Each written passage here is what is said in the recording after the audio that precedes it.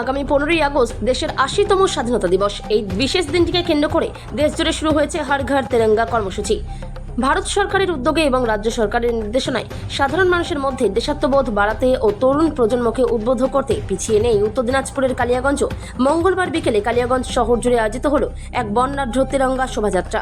কালিয়াগঞ্জের ভারতীয় জনতা পার্টির উদ্যোগে আয়োজিত এই কর্মসূচির সূচনা হয় শহরের ঐতিহাসিক পার্বতী সুন্দরী উচ্চ বিদ্যালয়ের ময়দান থেকে।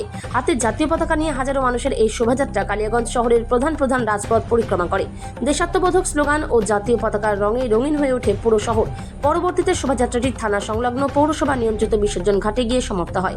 এদিনের এই বিশেষ তিরঙ্গা যাত্রায় উপস্থিত ছিলেন কালিয়াগঞ্জের বিধায়ক উৎপল মহারাজ, বিজেপির জেলা সভাপতি নিমাই কবিরাজ এবং কালিয়াগঞ্জ শহর মণ্ডল সভাপতি অপূর্ব রায় সহ দলের অন্যান্য নেতৃত্ববৃন্দ।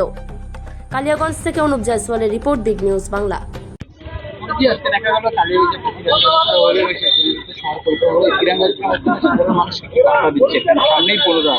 দেখুন, 80তম স্বাধীনতা দিবস আর 2-3 দিনের মধ্যেই আমরা উদযাপন করব।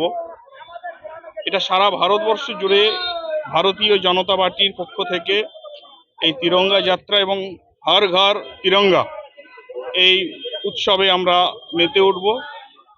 এই তিরঙ্গা যাত্রা এবং হর ঘর তিরঙ্গা এর মধ্য দিয়ে আমরা আমাদের মধ্যে যাতে দেশপ্রেম, দেশভক্তি এবং রাষ্ট্রভক্তি এটা অকৃত্রিমভাবে জাগ্রত হয়। আমাদের নতুন প্রজন্মকে আমরা আমাদের ভারতবর্ষের যে ইতিহাস, এই ভারতবর্ষকে স্বাধীনতা করবার জন্য, ভারত মায়ের শৃঙ্খল মোচন করবার জন্য যে কত শত মানুষের আত্মবলিদান, তার কারণে আজকে আমরা স্বাধীনতা লাভ করেছি। এর মর্যাদা এবং সর্বোপরি ভারতবর্ষের অখণ্ডতা এবং পশ্চিমবঙ্গের প্রভুত্বটাকে রক্ষা করবার জন্য এবং দেশপ্রেম জাগ্রত করবার জন্য এই যাত্রা।